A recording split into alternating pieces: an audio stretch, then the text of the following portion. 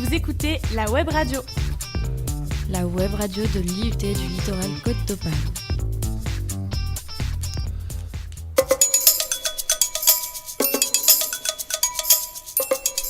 C'était Strange Hero, Burning Stars. Bonjour à tous et bienvenue à ceux qui nous rejoignent. Bonjour Pauline. Je suis avec mon co-animateur Stanley Larder. Bonjour. Il est 9h30. Un petit peu passé, un petit peu de retard Pauline aujourd'hui. Nous sommes à l'IUT du littoral Côte d'Opale et nous retrouvons monsieur Eric O. Bonjour monsieur. Bonjour. Oui. Bonjour. Un habitué quand même de la radio. Deuxième saison. Deuxième saison. Et Ophélie. Bonjour Ophélie. Bonjour. Qui vont nous parler du Salon des civilisations. Bien, alors pour commencer cette émission, bonjour à tous les deux. Vous êtes, alors d'un côté, Monsieur O est responsable de la formation métier du tourisme et des loisirs.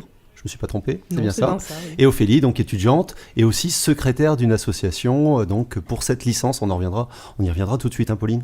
Oui. Alors une question à nos invités pour présenter donc un projet qui est un projet global de la formation.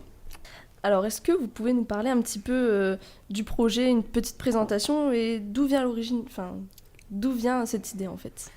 Alors l'idée c'est que dans la thématique de la licence, les étudiants doivent être amenés à pouvoir réaliser ce qu'on appelle de l'événementiel, un événement relativement important. Et la meilleure des solutions, c'était de le mettre aussi en pratique. Et donc toute la promotion est mobilisée pour réaliser chaque année sur une thématique donnée un salon, avec tout ce qui est en recherche, depuis la recherche en amont jusqu'à sa réalisation et son analyse. Et donc ça reste quand même un moment important, un moment de mobilisation, de stress, parfois de tension, parce que c'est aussi dans un groupe pas toujours simple. Mais je crois qu'à la fin, on se rend compte que c'est formateur.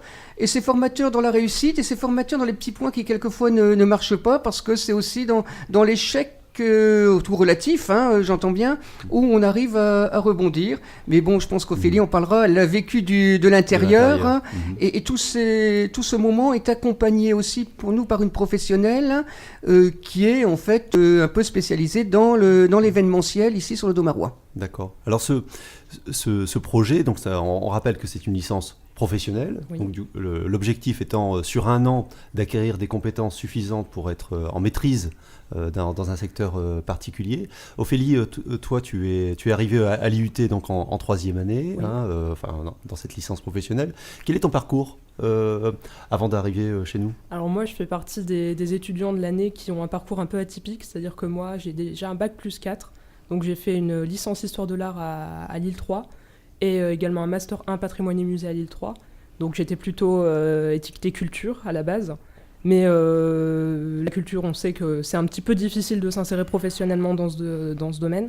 Donc j'ai voulu acquérir de nouvelles compétences. Et comme j'ai ma belle-sœur qui a plusieurs années auparavant fait cette formation, donc j'ai été intéressée. Voilà, je suis allée aux portes ouvertes justement l'an dernier pour en apprendre un peu plus sur la formation. Et puis me voilà dans cette formation cette année. Et satisfaite de cette formation parce que j'ai acquis énormément de compétences. Oui.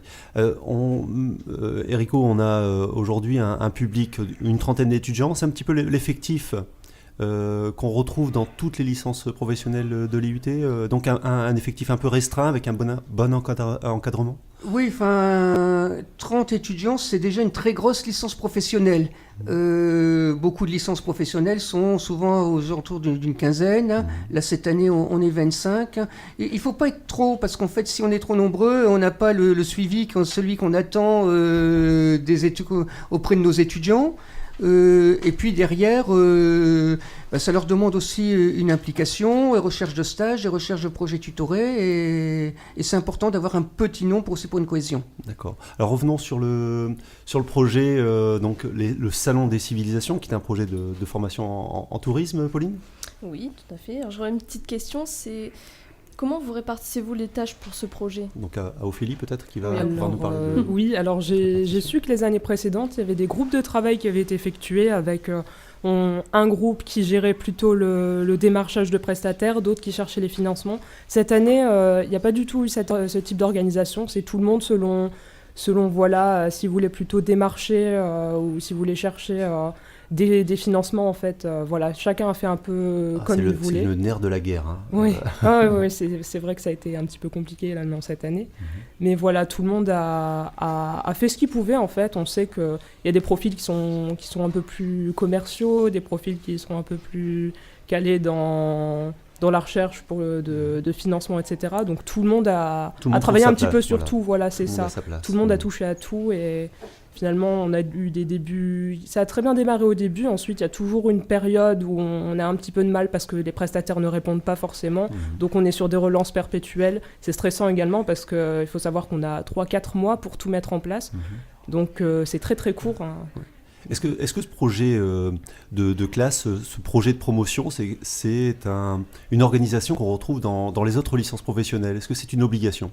Non, c'est pas une obligation. En fait, chaque licence professionnelle ayant ses spécificités, voilà. Là, on a vraiment souhaité mettre ça en place parce que ça nous semblait important dans le cadre de la thématique de la licence.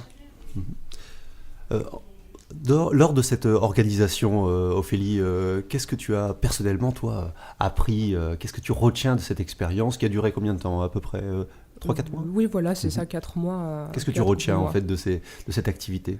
Alors d'abord, dans tout ce qui est organisation, beaucoup de stress. Parce que, première expérience pour moi en termes de démarchage important comme ça, avec une deadline, vraiment. Donc...